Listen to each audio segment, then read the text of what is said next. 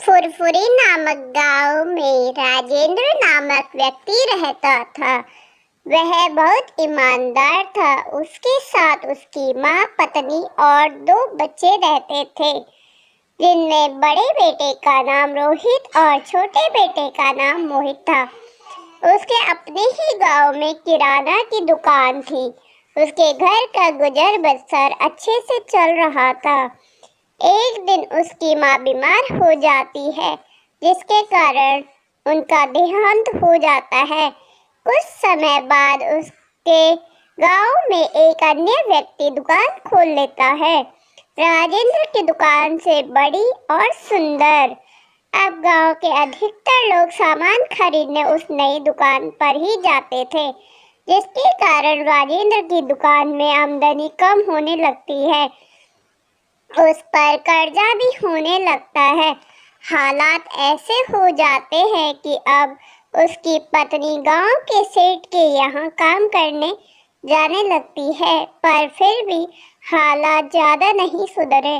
एक दिन वह नदी किनारे बैठा था, तभी उसे एक आवाज़ सुनाई देती है। सुनो राजेंद्र।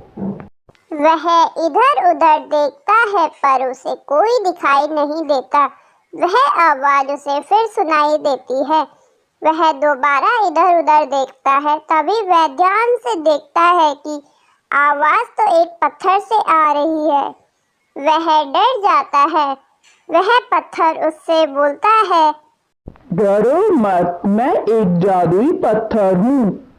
वह राजेंद्र से बोलता है, मुझे अपने साथ ले जाओ और ले जाकर अपनी दुकान के गुल्लक में रख दो। और ये बोलकर वह पत्थर छोटा हो जाता है। राजेंद्र ऐसा ही करता है। अगले दिन राजेंद्र के पूरे दिन की कमाई मात्र 100 रुपये होती है। वह उन पैसों को अपने साथ ले जाने की सोचता है, और जैसे ही वह गुल्लक का ढक्कन खोलता है, तो वह देखता है कि गुल्लक में सोने के सिक्के हैं। वह बहुत खुश होता है और घर आकर अपनी पत्नी को यह बात बताता है। सुनो भाग्यवान, अब हमारे गरीबी के दिन गए। उसकी पत्नी बोलती है, क्या हुआ जी? तो वह अपनी पत्नी को सिक्के दिखाता है और बोलता है, हो ना हो, ये सब उस जादुई पत्थर का ही कमाल है। वह पत्थर वाली सारी बात अपनी पत्नी को बताता है। अगले दिन सुबह वह उन सिक्कों को एक सुनार को बेचकर पैसे ले लेता है। कुछ समय बाद उसकी पत्नी भी सेठ के यहाँ से काम छोड़ देती है।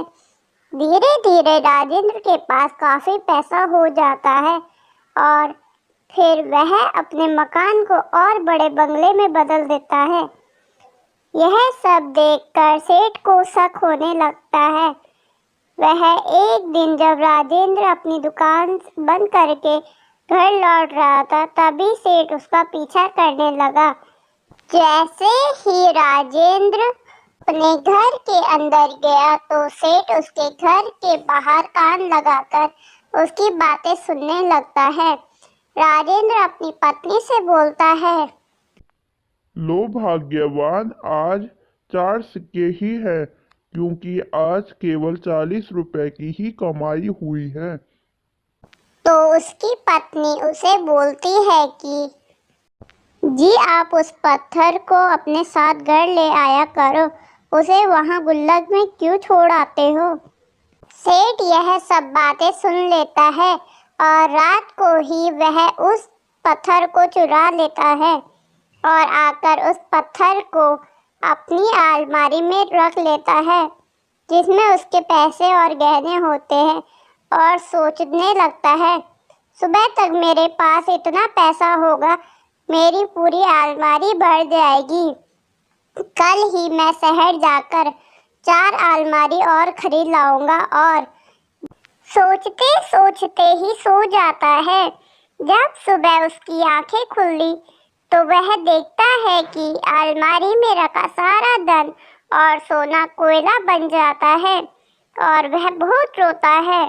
जब सुबह राजेंद्र अपनी दुकान में जाता है तो देखता है कि उसकी दुकान का ताला टूटा हुआ है और गुल्लक में से पत्थर चोरी हो गया है। तभी रोते हुए सेठ उसके पास आता है और बोलता है, ये लो तुम्हारा पत्थर, मैंने इसे चुरा लिया था। सेठ राजेंद्र को पूरी बात बताता है और बोलता है, मैंने लालच में आकर इसे चुरा लिया था, मुझे माफ करना। मुझे लगा मैं बहुत धनवान बन जाऊंगा, पर मेरा सारा धन कोयला बन गया। तभी फिर से उस पत्थर से आवाज आती है, तुम्हें अपनी गलती का एहसास हो गया, इसीलिए मैं तुम्हारा सारा धन पहले जैसा बनाता हूँ। इस बात को सुनकर सेठ बहुत प्रसन्न हुआ